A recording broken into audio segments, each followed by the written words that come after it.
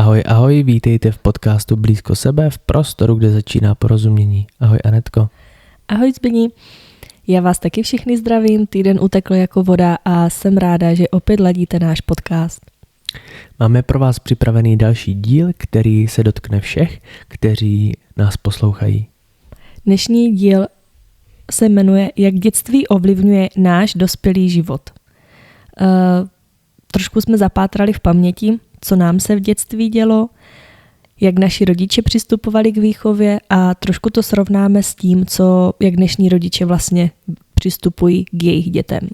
Ano, dnešní díl je ale určený pro všechny, protože určitě všichni můžete zapátrat v paměti, jaké jste měli dětství, co jste v dětství prožívali a pokud jste dneska už dospělí, předpokládám, tak můžete porovnat vlastně, jak se ta doba změnila. My bychom se na to chtěli podívat dneska trošku zblízka a myslím si, že určitě tam najdeme spoustu zajímavých bodů, které trošičku rozebereme.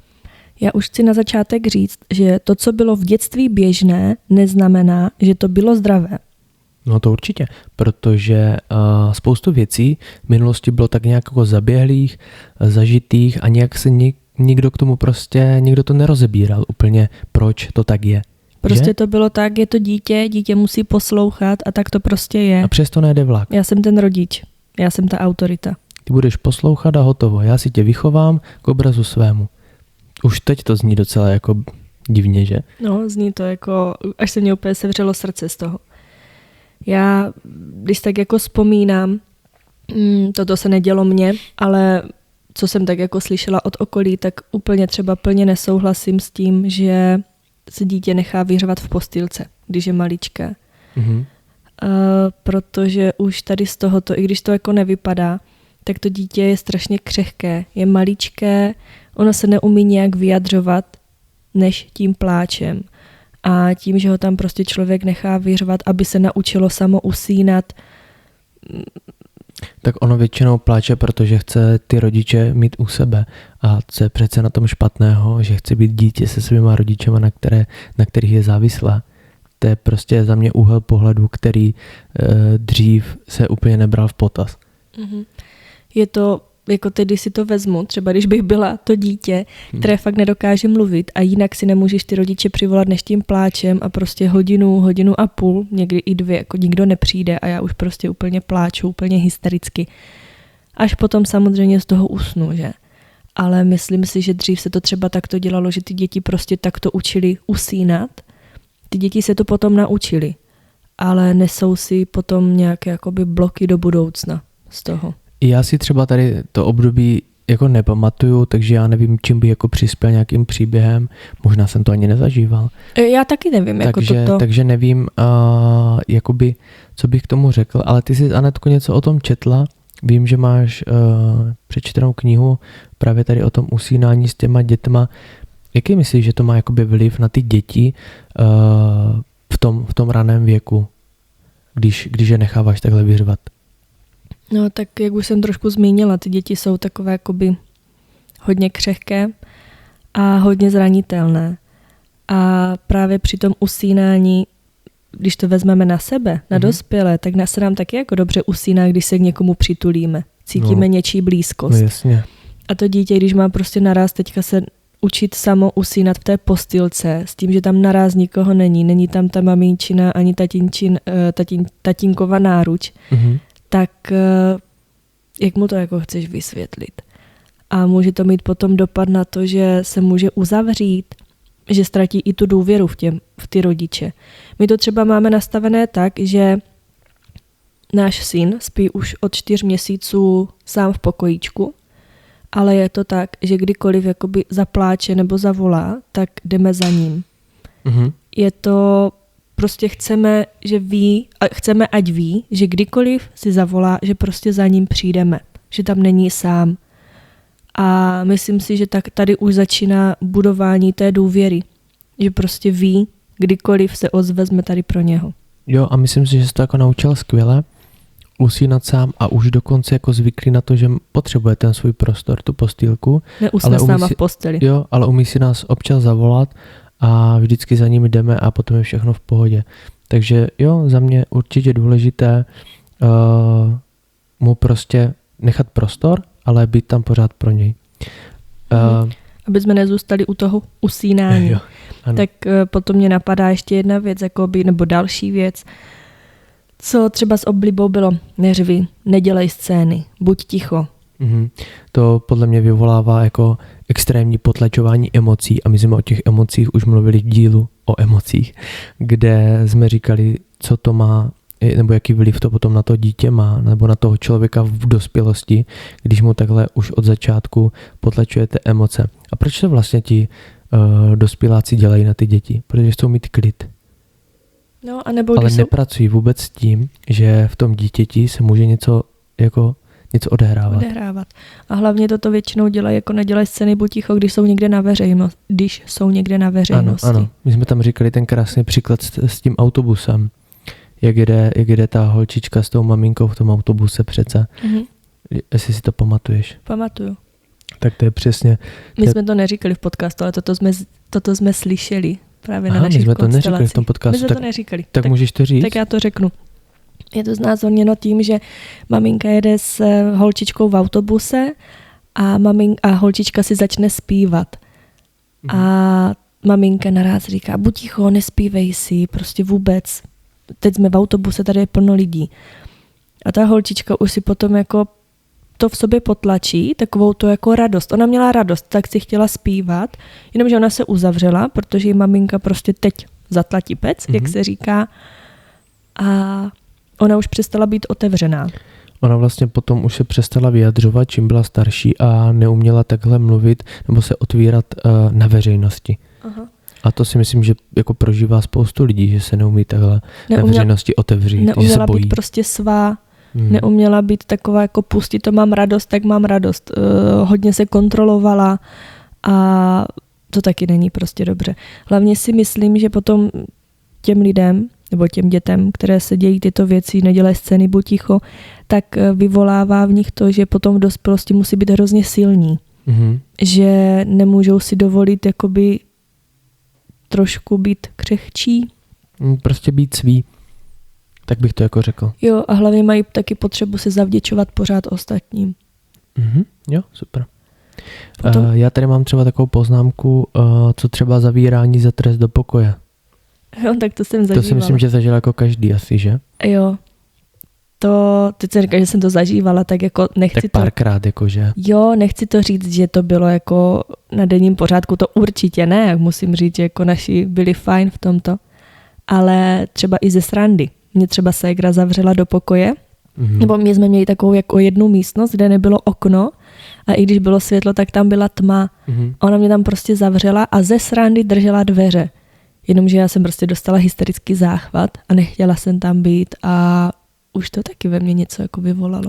Já mám vzpomínku na dětství, kdy my jsme měli doma takový sklep na brambory a já jsem tam šel jednou jako pro brambory, samozřejmě to má žádné okna, že, sklep. No a brácha udělal to, že mi tam vlastně jako zavřel a zhasnul.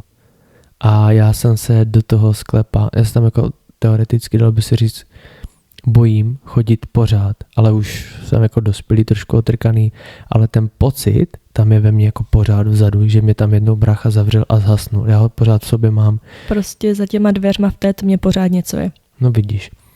A do sklepa chodím pořád a dokonce jsem se na tom založil biznis. Jo, ale to je trošku jiný sklep. Já do našeho sklepa nechodím. No to je přesně ten samý, ale. No však to chci říct teďka, že když chci brambory, tak prostě by k obědu radši brambory nebyly, když bych tam nešla. Prostě bych radši udělala rýži. Nebo já ho trošku zrekonstruju a nebudeš si tam bát chodit. Tak na to už se těším. Takže já mám jako na zavírání někde taky takovou blbou vzpomínku, no. Zavřela bys dneska dítě za trest do pokoje? Blbý trest, že? Podle mě ten trest nic jako neřeší. No nevyřeší jako vůbec nic, jako co, že když to vezmu na sebe, tak to akorát v tobě ještě vyvolá, jako takové to naštvání, budeš ještě víc křičet, protože se tam prostě bojíš, začneš třeba kopat do dveří, začne se v tobě projevovat agrese a jako vůbec to není dobrý. No vlastně se nic nevyřeší. Ještě tady mám jako k tomu poznačený jako tichá domácnost za trest, což znamená prostě dokud se neuklidníš, tak se nebudeme bavit. což je jako velice podobný. Já si myslím, že právě naopak se ty problémy musí řešit. Jasně, až si trošičku ten člověk, to dítě uklidní, jo, měl by dostat prostor, ať se jako vybouří ty emoce, ale potom by se to mělo jako probrat, ne, že se celý den nebudeme bavit. Co myslíš? Jo, k tomu ještě bych jako doplnila, že tichá domácnost znamená i ignorování dítěte, když třeba pláče. Mm-hmm. Když má prostě pláč, tak běž, přijď, až se uklidníš. Nechci teďka s tebou mluvit, přijď, až zase budeš lepší. Až budeš dobrý, což je úplně největší blbost. Já tady mám úplně jako největší, já si myslím, že to bude teď jako největší kontroverzní téma, a to je fyzický trest a na veřejnosti. Tak to je jako... Jako za mě velký red flag, jako prostě ne fyzický trest a ještě na veřejnosti. To je jako jak kdyby na druhou. Já to odsuzuju, takže ano, když jsme byli prostě malí, byli jsme kluci, byli jsme divocí, tak jsme prostě dostali na zadek, jako úplně normálně běžně. Ale já když to někdy vidím, že někdo jako prostě bije děti a ještě je na ně prostě hnusné, ani jako neřekne, jako za co třeba dostal, prostě většinou ten člověk, ten dospělý je prostě jenom podrážděný, tak si říkám, tyjo, tak to je děs, jako prostě otřes. Já jsem byla nedávno svědkem, kdy kluk asi třeba 8letý utíkal v parku a skopl někomu skleničku. Omylem. A ten kluk nebyl vůbec divoký, prostě chtěl jenom jako popoběhnout. Co by jinak měl dělat na dětském hřišti, teď k němu přišel jako tatínek a okamžitě mu prostě vlepil pohlavek. A pak tam přišla nějaká maminka, které ta sklenička patřila a řekla, že to se vůbec nemuselo stát, že se nic jako, že mu ten pohlavek nemusel dávat, že se nic nestalo, že je to jenom blbá sklenička. A mě bylo hrozně líto toho kluka, protože ten tatínek chtěl ukázat jako sílu, ne, toto se nedělá, já mám vychované dítě, ale v tom dítěti to mohlo jako ostuda. To je jenom odraz toho, že ten tatínek prostě má v sobě něco nespracovaného. Možná ho prostě taky byli doma předtím. Třeba. Jo, no, hlavně jako já se pořád ale potkávám s názorama, že jsou jako lidi, kteří jako fyzické tresty praktikují na dětech. I na těch malých dětech. No tak na těch malých to a ještě o to horší. Je to pořád ještě jako žhavé téma, že nás jako ty dospěláci tvrdí, nás taky byli a žijeme. Ano, ale taky máte plno jakoby bloků, o kterých nevíte. Tak, já jsem chtěl jenom právě říct, že fyzický trest nikdy a nic neřeší a je to jenom prostě zablokování nějakých věcí, které si v sobě nesete a předáváte jako rád dál. Já bych teďka byla ráda, aby si naši posluchači trošku zavzpomínali, pokud byli nějak jakoby v dětství nějaké fyzické tresty, neříkám, že hodně, ale prostě nějaký pohlavek na zadek, něco, co to v nich zanechalo. Jo, protože třeba mají ten názor, taky jsme byli bití a jako žiju, nic se se mnou nestalo. Ale jak se cítili v tu dobu, když byli bití? Jak to jako prožívali? A potom hlavně, jak ti rodiče reagovali? Jako i na to navazuje, že se třeba rodiče dítěti nikdy neomluvili. Jo, že já třeba teďka si představím, že kdybych něco udělala dítěti, třeba na něho začala křičet, tak je to důkaz toho, že mě prostě ujeli nervy. Že už jsem třeba unavená, něco mě naštvalo, ale potom dítěti se to svezlo. A může se stát samozřejmě, jsme jenom lidi. Ale pokud by se to stalo, nebo pokud se to stane, tak si myslím, že se tomu dítě potom dokážu omluvit. Promiň, ujeli mi nervy, zakřičela jsem na tebe neprávem. Ale myslíš si, že se tenkrát ti rodiče dokázali těm dětem omluvit, když je jakoby fyzicky trestali? No určitě že ne. se mu omluvili, promiň, já jsem ti dal na prdel, nebo já jsem ti dal facku. A hlavně ani potom jako o tom nemluvili, nechali to prostě být vyšumět. A čekali, až to vyšumí.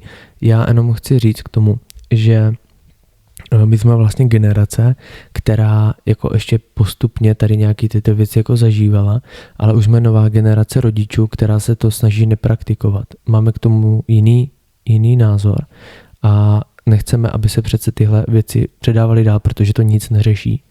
A pokud samozřejmě jste posluchači a jste jiného názoru, myslíte, že to něco řeší, tak nám určitě napište, co to řeší, protože co jsem si i četl různé články odborné od různých psychologů, terapeutů, nikde nebylo napsané, že fyzický trest něco řeší, tak klidně můžete říct. Ale ještě jak jsme mluvili o tom tématu, jak třeba lidi nebo rodiče na děti mluví, to neřví, nedělej to, tak k tomu neřví, já když slyším, jakože třeba když jsou s Matým venku a on třeba, já nevím, trošku se začne stekat, protože něco chce běhat, ale ví, že třeba zrovna běhat nemůže, že se třeba hraje fotbal na hřišti nebo takhle. Vede auto. A slyším jako od někoho a když mu jako řekne, jejda neřví, tak ve mně to úplně jako mě se otvírá jako kudla v kapse, protože já to úplně nerad slyším. Potom se vždycky trošku uklidním a snažím se třeba tomu, kdo mu to řekl, říct, a co má teda dělat, když neumí mluvit, jak má vyjádřit teda tu emoci. A na to už někdy nikdo neodpoví. Takže prostě ty děti mají emoce, řvou, křičí, ale prostě někdy je to z radosti, někdy, že to nechcou dělat a tak dále. Ale co mají dělat, když neumí mluvit? Takže přestaňme říkat tyhle věci jako neřvi a nedělej to. Jo, nám taky někdy jako to třeba občas ujede, ale já se snažím na to jako hned reagovat. A když se něco stane, jako malý třeba zkouší teď naši trpělivost, že mu něco dáš, on to zahodí, jo, tak já se snažím k němu prostě si kleknout nebo jít na jeho úroveň a říct mu, Maty, s jídlem se třeba neháže, jo? On to zkusí podruhé, po třetí a pak už se to třeba neudělá. Někdy jo, někdy ne. Ale tohle je podle mě jako cesta. On je hlavně ještě maličký, takže prostě němu to nejde úplně jako vysvětlovat, ale touto cestou se snažíme jít. Myslím si, že jsme se jakoby tady v tomto shodli. Že myslím, že už tady jako od toho raného dětství ta výchova začíná a naše výchova je ještě jako hodně v plenkách. Malý má 15 měsíců. A myslím si, že ještě nás jako čeká plno věcí a zkoušení naší trpělivosti a všechno, ale stotožňuji se tady s tímto, co jsi říkal, že přesně, když potom někomu řekneš, a co má dělat, jak se má chovat, tak jako nikdo už nám na to neodpoví. Ale určitě nejsme dokonalí, jako taky se to tím učíme. Tím to taky netvrdím. A tím, že jsme zažívali prostě z naší generace, když jsme byli malí, tady tuhle výchovu, tak s tím strašně jako bojujeme. Takže někdy nám to jede, ale myslím, že si to jako uvědomíme. Takže nejsme jako dokonalí 100%, ale tímhle směrem bychom jako chtěli jít. Že jsme ducha přítomní, no, tady v tomto. Já, jako mně se i to tam třeba stalo, kdy já jsem ho šla večer uspávat a já jsem se mu třeba i omluvila. Jo, taky už jsem se mu párkrát omluvila. Promiň, že dneska jsem byla třeba nepříjemná, nebo promiň, že jsem tě tolik nemazlila, nebo jako něco. A já prostě jsem přesvědčená, že to malé dítě to prostě vnímá. I když ti jako neřekne, jo, dobrý mami, tak vnímá to. No za mě to určitě vnímá, protože to, co mu jako říkáme občas a on na to kýve nebo takhle, já si myslím, že on nám nějakým způsobem už rozumí. Takže já si myslím, že rozumí i těm emocím, že máme třeba blbou náladu nebo dobrou náladu, on to vycítí. Takže já si myslím, že na tom je nic špatného. Lidi taky často mluví se svýma domácíma mazlíčkama, se psem, s kočkou a taky jim nerozumí. Ale teď myslím, že to se cítí. Stalo, prostě buďme upřímní. My dva jsme se pohádali jo? A já jsem prostě plakala. Bylo mě to všechno líto. Plakala jsem dost, ale já jsem se zavřela do koupelny, protože já jsem nechtěla, ať mě ten malý vidí. A potom jsem z té koupelny vyšla, už jsem jako nebrečela, ale byla jsem ještě pořád jako, bylo to na mě vidět a on prostě byl klidný, on prostě ke mně přišel a chtěl se mazlit a položil mi hlavu na rameno. On prostě to vidí a cítí a vnímá. Takže já bych úplně před těma dětma byl opatrný, protože jsou to velmi vnímavý tvorové. Já bych hlavně ty děti vůbec nepodceňovala. Přesně tak. Protože to jsou malí géniové, ale prostě nedostávají ten prostor. Jo. Já bych trošku popojel, mám tady jako taky další super věc a to si určitě všichni vybavíte. Jedná se o jídlo. Takže nucení dojíst všechno z talíře, dokud to nesníš, nepůjdeš, dokud to nesníš, cokoliv. Já si teď i vybavuju, že jsme to hodně zažívali už na základní škole na 1. stupni. Jakože vemte si, že prostě každý má ty chutě jiný, vaří se tam jedno jídlo stejný, nebo tenkrát se vařilo prostě jedno a taková třeba kvasnicová polívka výborná záležitost. Nechápu, jak se to v těch školách může vařit, když to 95 dětí ze 100 prostě nejí. Takže nechápu, kdo to vymýšlí ty recepty. A takové věci vás tam prostě nutili jíst, už se vám úplně navalovalo, ale prostě dokud to nesníte, tak prostě z té jídelny neodejdete. Tam to začíná a je to škola. A co teprve doma? Já teda jako musím říct, že s tímto úplně zkušenost já osobní nemám, ale vím, že moji ségry, jo. Že nedávno se i mamka se ségrama o tom bavili a jako smáli se už tomu, že ségry tenkrát, myslím, jedli jelita nebo krvavou máčku, nebo prostě nechtěli. No, to mám příběh taky. A měli jet s babičkou do Kyjova na výlet k tetě. A mamka řekla, že dokud to nesní, tak nikam nepojedou. Ale mám úplně stejný příběh. A já jenom ještě řeknu, že říkám, že mně se to nedělo, protože ségry, teď vám za to holky děkuju, mě prostě tady v tomto vyšlapali cestičku, tím, že jsem jako od nich starší, tak ti nešuš ke mně byli takový trošku benevolentnější. Já si pamatuju, že byly hody a na hody se vždycky peče kačena, že? A z těch vnitřností, jak se tomu vlastně říká, droby? Jo, droby. No, tak z toho se dělá tady takový tradiční recept, říká se tomu krvavá máčka, což je teda jako už ten název je dosti strašný. Ale já si pamatuju, že jako malí jsme to jedli, ale když jsme byli starší, tak už nám to moc nevonilo. A já si pamatuju, že byly hody, tímto tě zdravím mami, a mamka říká, dokud to nesníte, prostě nepůjdete na kolotoče. Samozřejmě jsme to do sebe nahrkali, jo, že se nám pak chtělo navalit, to už je věc druhá. A to bylo asi naposledy, co jsem to kdy v životě jedl. Jako motivace jít na kolotoče byla obrovská, ale pamatuju si to doteď a už nevím, jestli Kuba to snědl brácha, ale já jsem to tam do sebe nějak naházel a šlo se na kolotoče, ale tyjo, jako když si na to vzpomenu, fuj, jak jsem to mohl do pusy. Pardon, jako nejedlo se neříká fuj, ale to mě moc teda nevonilo. Já třeba nesnáším játra. Vím, že ty je máš rád. Já mám rád jenom husí anebo drůbeží. Já ti je udělám, ale nesním je. Takže já když si představím, že ty bys nade mnou seděl a nutil mě prostě ty játra sněst, to bych nedala. To je blbý, že? A prostě děti to musí. Já vím, já jsem teď jako slyšel od pár učitelek ze školky, že už jsou těm dětem jako fakt ohleduplné, že prostě když ty děti to nejí, tak to prostě nic se neděje. Jo, asi záleží, jak kde je školka od školky, ale za nás to teda moc nefungovalo. Já jsem zase slyšela, že musí aspoň ochutnat. A no, pokud jim to zkusí, potom ochutnání určitě. jako ne, tak jasně, nebudeš to jíst, prostě budeš mít třeba suchý chleba, že? Ale myslím si, že ta výchova už jde jako dopředu úplně ve všech směrech, ať je to škola, různé instituce, nebo jako i ti rodiče k tomu jinak přistupují, což jsem za to ráda. No tak jako vem si, pokud budeš jako to dítě nutit něco jíst, ale musíš teda opravdu vědět, že to fakt jako nemá ráda, ne, že to na tebe jako hraje divadlo, že to aspoň jako ochutná, víš, a řekne, toto mi prostě nechutná, tak to přece nic neřeší, jako co to řeší? Že bude jako zvracet potom. No, přece. Řeší to, že se nebude plýtvat. Jo, tak to je výborný. Já si myslím, že se plýtvá tolik v některých věcech, že... Ale popojeďme teda dál. Takže toto za mě jako taky dost trefné téma. Já bych měla tady, že srovnávání s ostatními.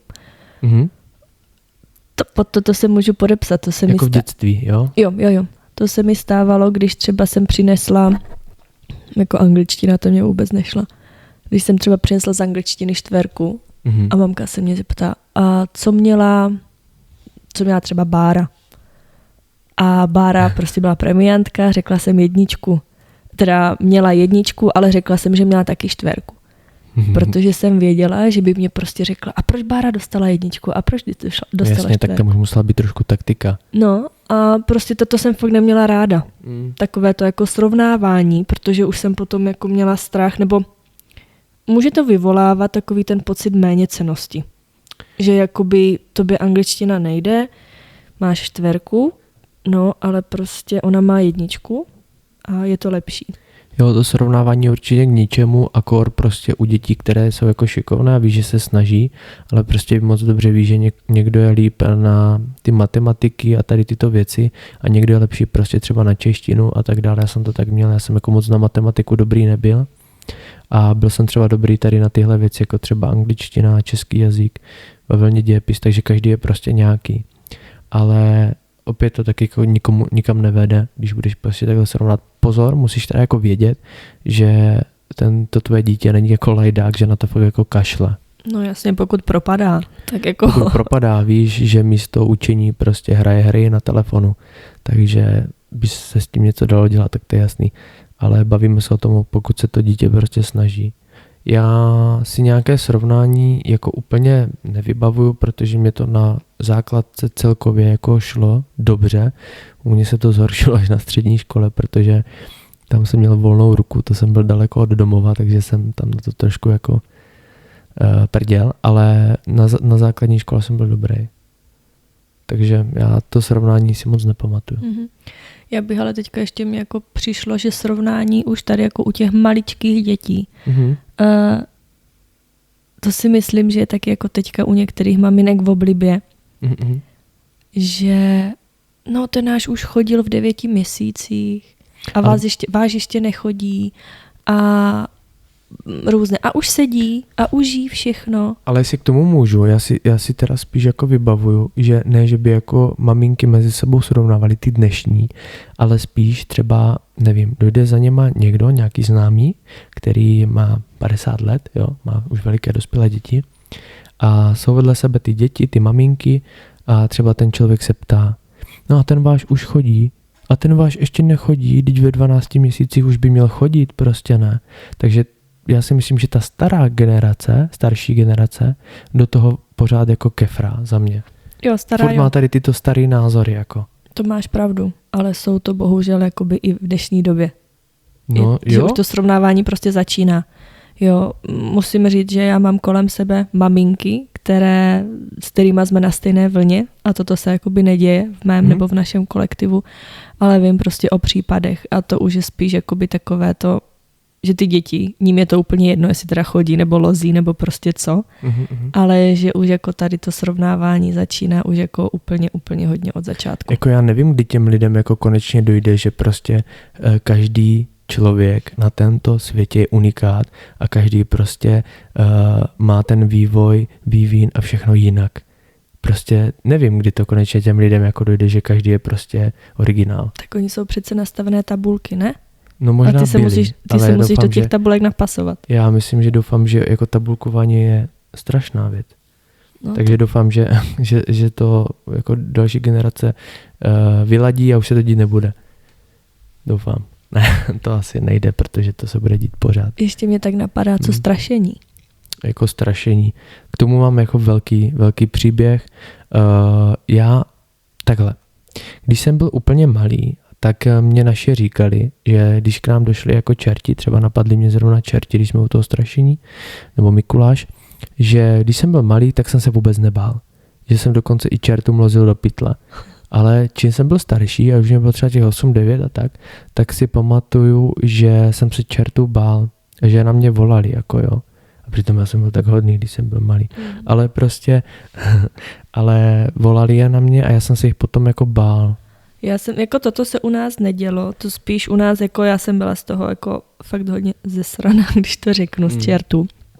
Tak naši, když to viděli, tak oni mi jako už celkem brzo řekli, že jsou to přeslečení lidí.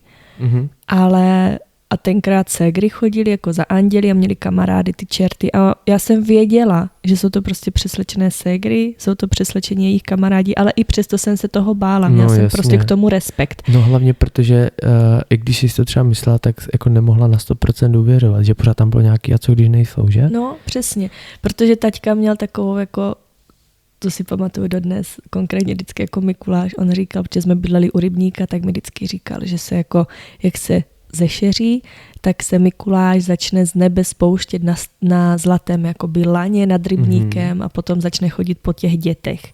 Takže věděla jsem, že Mikuláš je jako pravý. No ale jak to, že jako Mikuláš je pravý a ti čerti nejsou? Ti čerti jsou přeslečení. Zajímavá myšlenka. To jsem tam tak jako měla, takže věděla jsem, že jsou přeslečení, ale byly tam prostě ty pochybnosti. Jo, takže to jsou třeba teďka ti čerti. Jako dívej, já beru, že to je jako nějaká tradice, je to fajn, ale jde to udělat přece hezky. Může dojít Mikuláš s andělem, ať dojde čert, ale ať se chovají jak lidi. Ať nemají masky, které jsou otřesné. Co si myslíš třeba o těch průvodech, o těch krampusech, těch rakouských čertech? Mně se to třeba osobně vůbec nelíbí a já osobně, to jako tady řeknu veřejně, abych tam s dětskama nešel. Mně se to prostě nelíbí. Já jsem na tom jednou byla v Praze a to už mi bylo, no to jsme spolu byli, tak já nevím, třeba 26. A já jsem měla jako nahnané z toho. Musím říct, že to byli hodní čerti, i když měli tady jako ty otřesné, brutálně hnusné masky, tak nedělali tam žádný bordel, jako že by chrastili řetazem nebo něco. Já právě znám jenom tam, kde se ten bordel dělá. A bylo tam ale tolik dětí, že jsem jako taky obdivovala ty rodiče, že tam s těma dětma jdou. Nevím, mně se to prostě nelíbí, já tomu úplně nefandím. Za mě je hezká myšlenka, že ten tradiční Mikuláš anděl a dojde prostě s čertem, ale chovají se úplně normálně, prostě nemají účel jako strašit, mají tam ten účel nějaké té tradice. A já, jelikož jsem za čerty několikrát chodil, když jsem byl jako mladší, dělal jsem tady obecního čerta, tak jsme se prostě chovali vždycky normálně, nedělali jsme prostě na ty děcka, že bychom je naháněli a tak dále. Takže prostě byli jsme nějací úplně normální, jakože mně přijde. Takže to je za mě jako fajn, s tím nemám vůbec žádný problém, ale spíš toho tradičního hlediska ne, že prostě mě ty strašně škaredou masku a krvavý obličej, ale no, mně se to prostě nelíbí. Jo, ale to jsou třeba ti čerti, potom je takové jako klekánice. To jsme si ještě teďka vybavili, že u nás my jsme chodili, jako byli na ulici, byli děcka a vždycky tam jedni říkali, rychle už musíme jít domů, budou chodit klekánice. A já se doteď nevěděla prostě, co to vůbec je. Mám to stejně. Nebo jak to vůbec vypadalo, jako jak se prezentuje klekánice. Představoval jako nějakou čarodejnici nebo něco takového.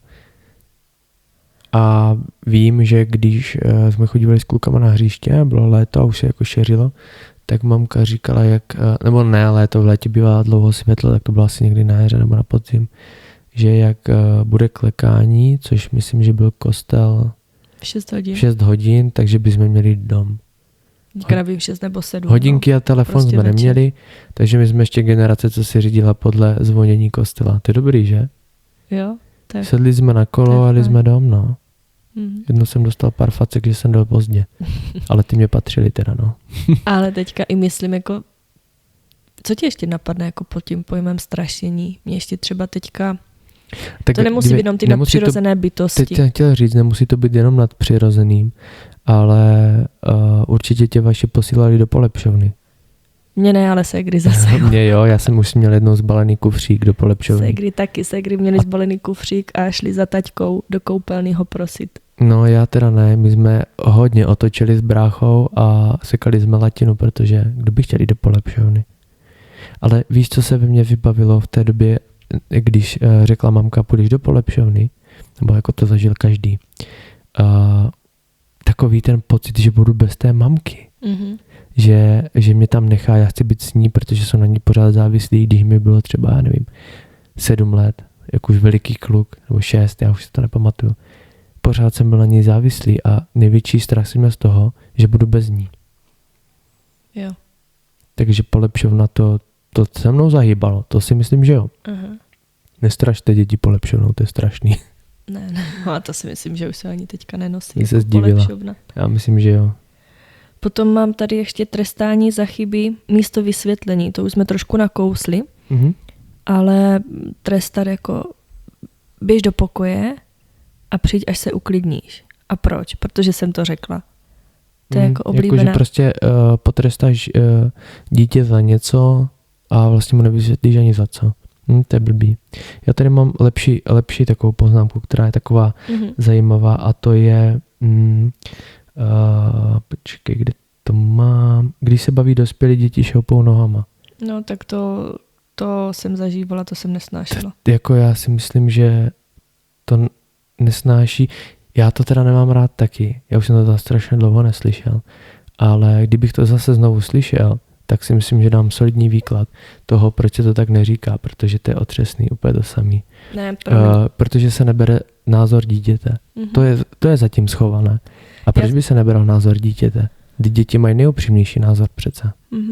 Já tady toto jsem řekla, že s tím souhlasím, ne. Toto já jsem si to spletla s něčím jiným. Toto jsem nezažívala, jakoby děti šoupou nohama, samozřejmě máš pravdu, ale já jsem zažívala trošku jiného, že když se dospělí bavili o něčem, ano, co jako dětským uším není přístupné, tak mě vždycky strejda poslal prostě pryč. A to nemuseli být jakože dětským uším přístupné, jako nebyly to žádné lehtivé věci, ale třeba se bavili o někom, nebo prostě nevím. Prostě něco probírali třeba a nechtěli by to slyšet děcka, což... Teď mě to napadá, chtěla se prostě taťka se strejdou domluvit na to, protože nám dělávali Mikuláše a čerta, chtěli se domluvit prostě, jak to teda proběhne.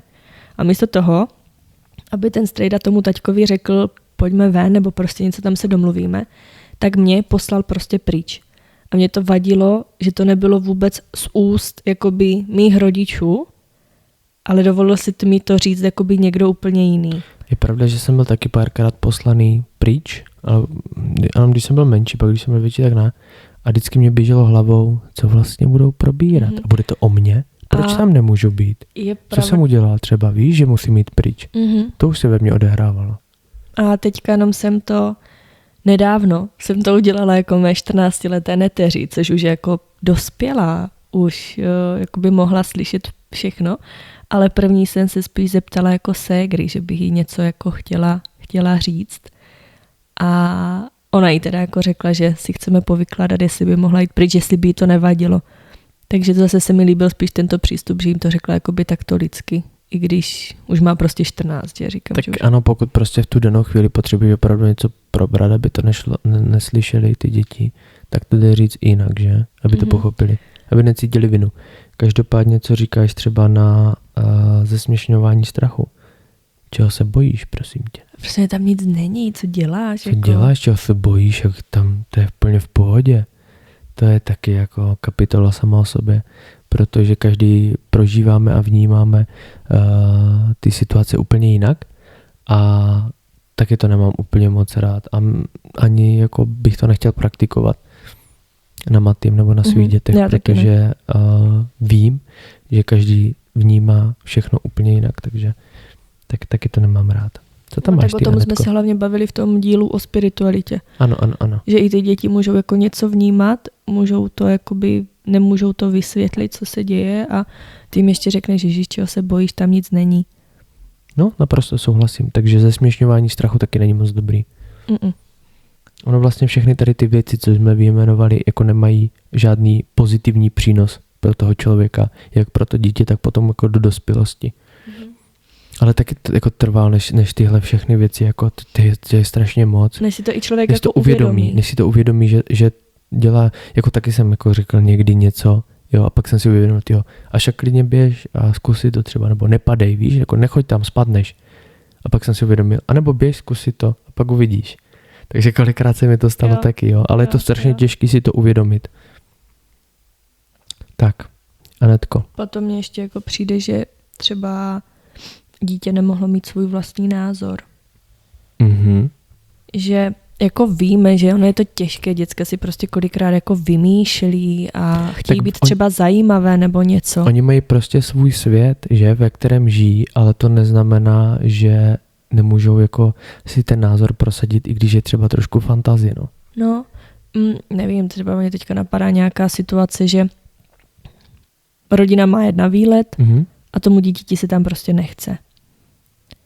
A ono třeba řekne, nevím, jo, mají se potkat třeba se strejdou, kterého nemá rád. A on řekne, že tam nechce, protože toho strýce nemá rád. Ale ne, rodiče, prostě ne, jedeš, hotovo, neodmlouvej, tvůj názor mě v uvozovkách nezajímá a prostě s tím strejdou to tam přežiješ. Prostě se zbál, jedeme, však strejda není tak strašné, jedem. Že? Jo, já samozřejmě jako chápala bych ty rodiče, ale spíš bych se je snažila jako a proč ho nemáš rád, nebo dobře, tak pojedeme a domluvíme se, že s tím strejdou nemusíš mluvit, nebo když strejda něco, tak já tam budu, neboj. Víš, jako spíš tímto přístupem, protože samozřejmě chápu, že naraz to dítě nemůžeš samotné nechat doma. A celá rodina odjede, že? Jelikož už je to asi nějaké větší dítě, které má prostě svůj názor, už něco jako prožilo, tak tohle už je potom jako na komunikaci, jako jaký máte osobní vztah s těmi dětmi, jako nejlepší mít to nejlepší samozřejmě, aby se vám vyspovídalo a to už by se jako mělo řešit jako komunikace. Naším cílem s Anetkou je mít s dětma jako perfektní otevřený vztah, aby se nám nebáli cokoliv říct a myslím si, že je potřeba na tom pracovat už od začátku a hlavně u dětí se strašně lehce dá ta důvěra ztratit. Takže dělat všechno pro to, aby měli v nás prostě důvěru. teďka, když říkáš ta důvěra, tak mě napadla jedna věc, že teďka jsem nedávno, prostě náš malý je trošku jako vybíravý v jídle, že já mu jeden den dám buchtu do puse, kterou jsem upekla, chutná mu, ale odpoledne už ji prostě nechce, už ji plive. Tak já jsem mu dala do puse jogurt, který prostě zbožňuje a on se u toho hrál s nějakou hračkou a když jako nevnímal, tak jsem mu strčila do puse tu buchtu.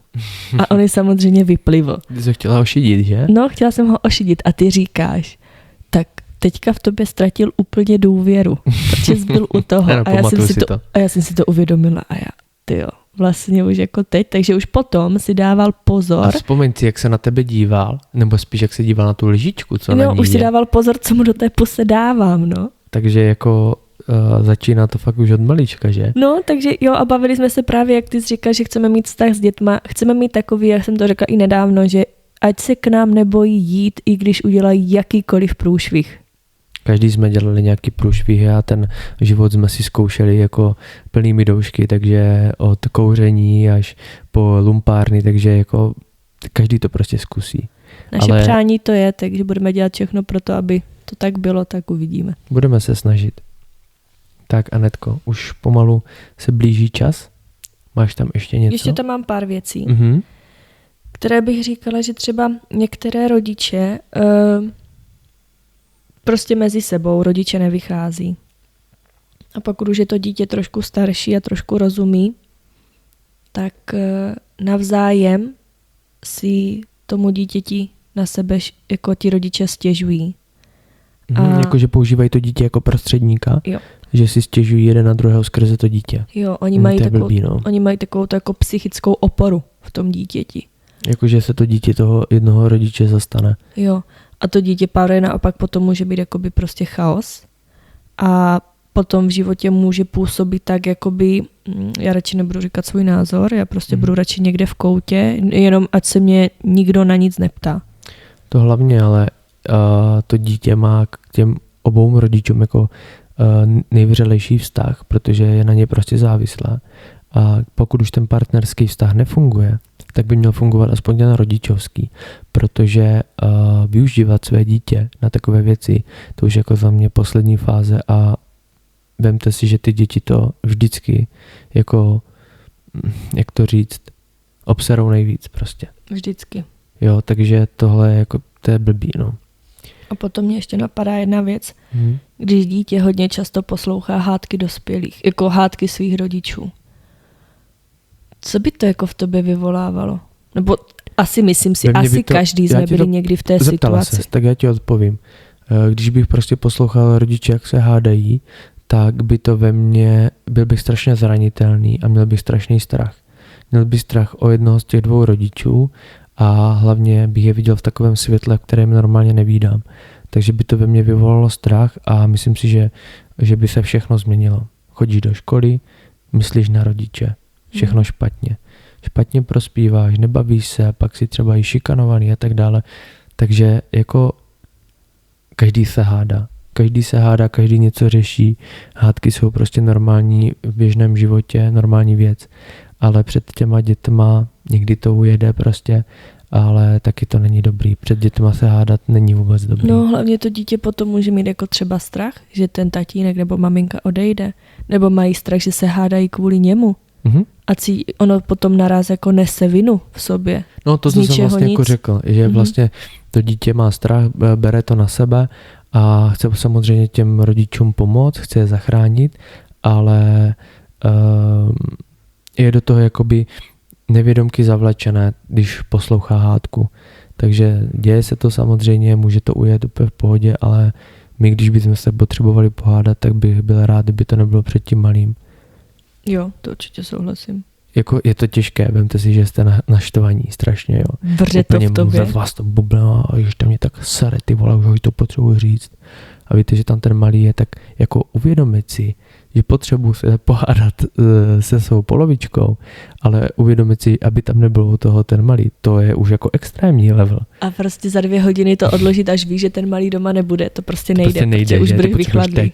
Teď ju potřebuji zmasírovat za to, jak mě sere, že? Jo. Takže to je hodně těžké. Ale je dobré to zmínit, protože se o tom nemluví, že? Takže určitě. A pak mám ještě poslední věc, co mě napadá, tak je láska hlavně tehdy, když si to dítě jakoby zaslouží a je bezproblémové.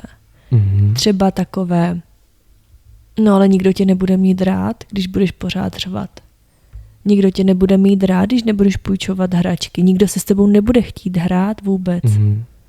A podívej se prostě, proč se tak pořád šklebíš? A to si myslím, že se děje, nebo dělo se jako na denním pořádku. No, ono se to děje pořád, tady tyto věci všechny, co jsme zmínili. Ale my jsme jenom chtěli jakoby říct, že ani jedna z nich není jako dobrá, že nikam nevede. A stejně jako tu poslední věc, co jsi řekla, přestaň řvat, nebo se s tebou nikdo nebude bavit. Je jedna z věcí, kterou slýchám pořád jako často na nějakých dětských hřištích, když jsme, ale třeba jenom tam to tam jako slyším. A říkám si, co vlastně ten rodič tomu dítěti chce říct. Jako proč to vůbec jako říká? Já to vím. On nechce, on chce, aby přestalo řvat, aby bylo v klidu, aby si tam hrálo, aby půjčovalo hračky, aby bylo úplně dokonalé, aby tam prostě sedělo na tom pískovišti, stavilo si svou bábovičku a nejlépe nedělal nic jiného. Jenom proto, aby ten rodič měl klid. Ale to je prostě člověk, který prostě má nějaké emoce a dobře, u těch dětí je to tak, že prostě když si hraje někdo s bagrem, tak ten druhý to chce taky, že to tak prostě je. Ale potřeba s tím prostě pracovat nějakým způsobem. Jako dívej se, když to zase vezmu, když budeš mít dítě, které bude pořád všechny děti jako zhazovat, bude je být, no bude prostě něco. To je něco jiného. To je samozřejmě, že ho ty děti nebudou mít rádi. Ale když mu to bude ten rodič vštěpovat, když ty děcka budeš být, oni tě nebudou mít rádi, oni se s tebou nebudou chtít hrát, samozřejmě ti rodiče mají pravdu, ale podat to trošku jiným způsobem. Říct mu, že se to nedělá, protože ty děti samozřejmě, že by si s ním nechtěli hrát, potom už tak většinou bývá. Ale potřeba mu to trošku vysvětlit jinak, že takové věci se prostě nedělají. Postupně pořád dokola, až to jednou prostě pochopí. Jinak jiný vzorec na to prostě není. Než ty dětem to pořád opakovat dokola, že se takhle nedělá, no než ti ujedou nervy. Jako řekla bych, že na ty rodiče je teďka jako obrovský tlak, protože vem si to, konkrétně my dva. Snažíme se vyvarovat toho, co se nám za celý život jakoby dělo, nebo jak my jsme přistupovali k nějakým věcem.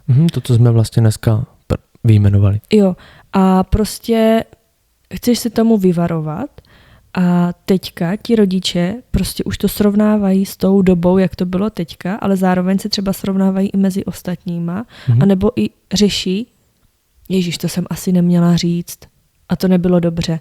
To už se dneska neříká, já jsem to řekla, protože to tak mám prostě v sobě. No, že omylem to ze mě vyletělo a co teď? Je to fakt jako takový tlak, ale je to prostě náročné. Jako dnešní doba je na spoustu věcí super, ale na spoustu věcí je prostě fakt jako hodně náročná. V tom to je hodně náročná a hlavně v té generační výměně, kdy se snažíme tu výchovu uchopit trochu jinak. Aby právě jsme předešli nějakým věcem do budoucna a hlavně, aby ty děti se měly třeba v tom dospělém životě líp než my. Nebo to chce asi každý. Každý rodič chce to nejlepší. Takže já si myslím, že každá samozřejmě generace by mohla říct to samé o té výchově. Ale my jsme teď a tady, takže já říkám, že ano, oproti tomu, co bylo kdysi, když jsme byli malými, tak je to těžší pro nás. Ale já si myslím, že se snažíme tahle generace s tím jako bojovat, že to jako má dobře uchopené a co tak jako vídám rodiče různé, tak se snaží dělat to, o čem jsme tady dneska mluvili. Já bych to teďka jako tak trošku zhrnula, to, co jsme si prostě říkali, nebo chci, aby to vyplynulo z toho našeho rozhovoru, je, že to dítě si nikdy neřekne, moji rodiče to nezvládli. To dítě si většinou řekne, se mnou je něco špatně. Vezme tu vinu na sebe, takže si myslím, že je i důležité jakoby fakt tomu malému dítěti se kolikrát jako omluvit. Souhlasím. A prostě říct, je to normální, že jako je i normální, že ho třeba pleskneš po ruce. Jasně. Když ti prostě s tím jídlem hodí už po 10. tak jako není to úplně nejlepší volba. No není, ale jako stane se to. A jako určitě se to myslím, že stane někdy i nám. Jo, určitě, nejsme dokonalí, už jsme to tady řekli dneska, ale hlavně myšlenka toho dnešního dílu je, že dítě, i když je úplně malé a nějakým způsobem se vyjadřuje, určitě ho nebrat na lehkou váhu a pracovat s ním od malička, brát jeho názor a hlavně komunikovat s těmi dětmi. Jo, to je asi takové jakoby to největší poselství. Aby mohli v dospělosti to mít trošku jednodušší. A mám tady poslední věc jako k zamýšlení, že dřív se často řešilo, jestli je dítě jakoby hodné, ale dnes se řeší, proč se tak chová. Jo, takže dřív se řešilo, je hodné, zlobivé, tečka.